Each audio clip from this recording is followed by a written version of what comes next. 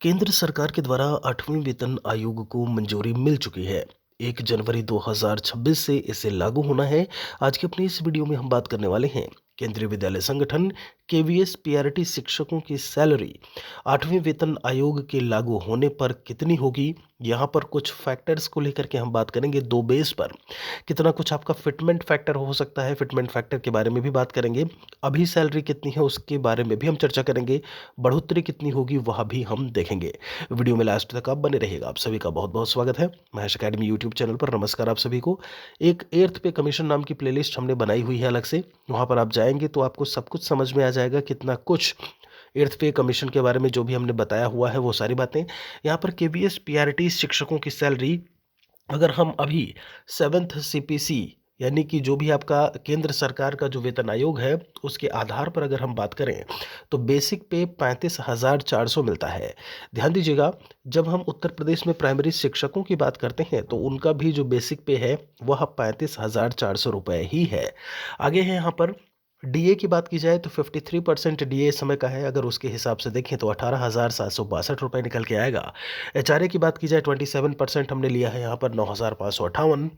यहाँ पर टीए मिलता है केंद्रीय विद्यालय में। अब यहाँ पर एक चीज़ ध्यान दीजिएगा, जब हम टीए की बात करते हैं, हम डीए ऑन टीए की बात करते हैं तो ये सारी चीज़ें उत्तर प्रदेश में जो आपकी प्राइमरी शिक्षकों की बात करें, बिहार में बीपीएससी टीचर्स की बात करें, उन सब में ये चीज़ें देखने को नहीं मिलती हैं।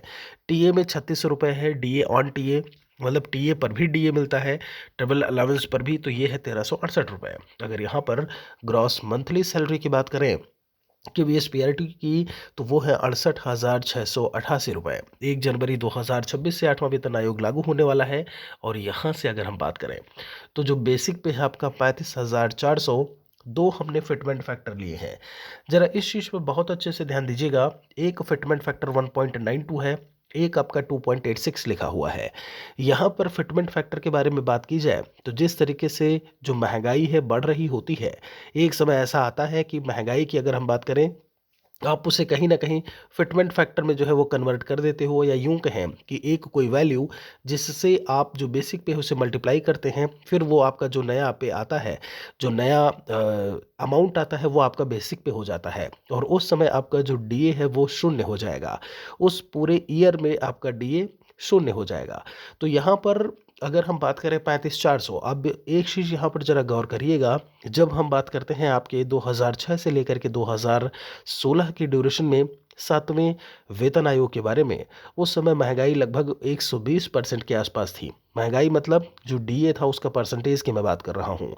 और फिर जाकर के जो फिटमेंट फैक्टर निकल करके आया था वो फिटमेंट फैक्टर था 2.57।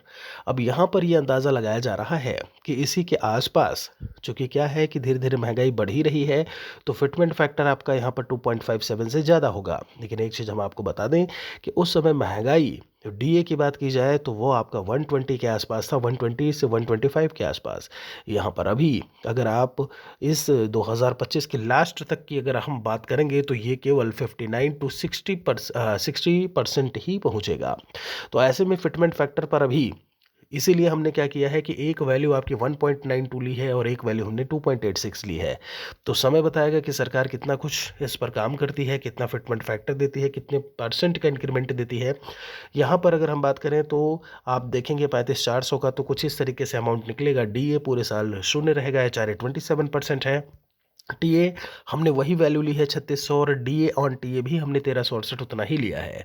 जो ग्रॉस सैलरी निकल के आएगी ऐसे में केबीएस पीआरटी की, वो भी 2.86 फिटमेंट फैक्टर के आधार पर वो होगी 1,33,548 रुपये।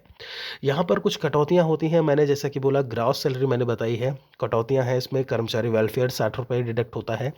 जैसे अगर आप बीपीएससी टीचर्स की बात करेंगे तो ग्रुप इंश्योरेंस स्कीम करके होता है, वहाँ माइनस होता है, डिडक्ट होता है।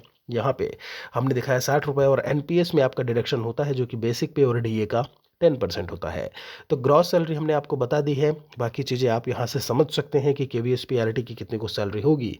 कोई और सवाल है तो हमारे लिए लिखिएगा ज़रूर।